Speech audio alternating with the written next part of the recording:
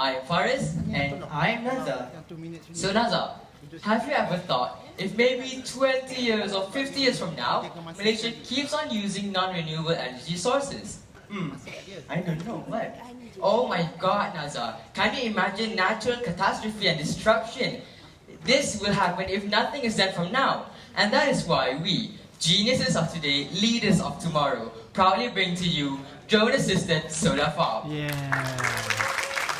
So, ladies and gentlemen, just sit back and relax as I take you into an insight into Malaysia's scenario and what is actually happening in current world. So, understanding that the increase in carbon dioxide gas emissions and more detrimental gas that has been emitted to the atmosphere has caused an alter in the composition of air, which is also due to the increasing greenhouse gas emissions. This will lead to various problems and will put the humanity's survival at risk. And understand that, did you know that natural gas will be fully depleted 50 years from now if nothing is done from now, and that is why we cannot just fully depend on natural resources. So why is our decision on going solar, and why do we decide to do it on the lake? So firstly is to reduce our dependency on fossil fuels, understanding that or concerning all these disadvantages and detrimental environmental impacts which may lead to various problems, and that is why we want to reduce the dependency. And understand that in order to implement this solar panels and such, we need a lot of space, and that is why we chose a lake. Well, we have various and tons of lakes in Malaysia which is underutilized, and that is why instead of just leaving them being a lake, why don't we just use these open spaces to generate energy for our humanity's survival? And last but not least, by showing how much beneficial or how convenient this solar on the lake is, we could encourage more use of renewable energy sources in Malaysia and throughout the whole nation and country. So next is our plan. So this is our plan. So throughout our research, we found out that there is Pedu Lake.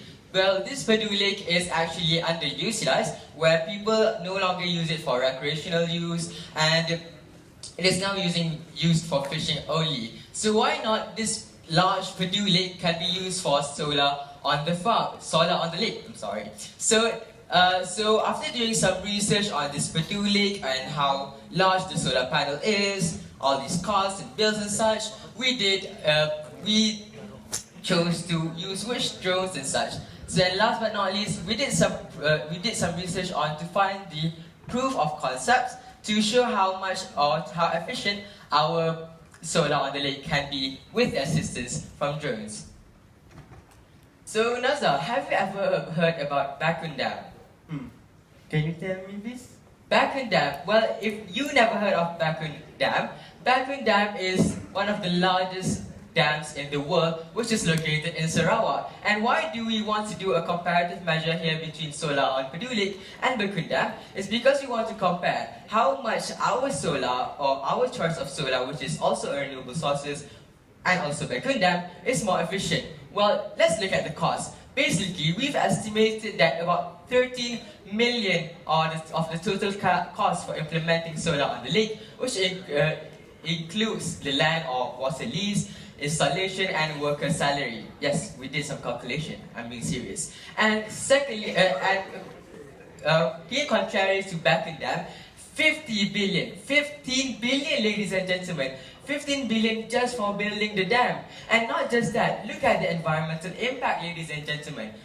We decided to only cover about 17.4%, just that part of the lake, so that we do not disturb the ecosystem balance, and still could fit in about 4,347 solar panels, ladies and gentlemen, comparing to Bakun Dam, which submerged 700 kilometers square of land, making the forest and farmland submerged and the reservoir being highly acidic. And did you know, just as a fun fact, thousands of indigenous peoples were transferred into another place, and some were homeless just because of this building of dam.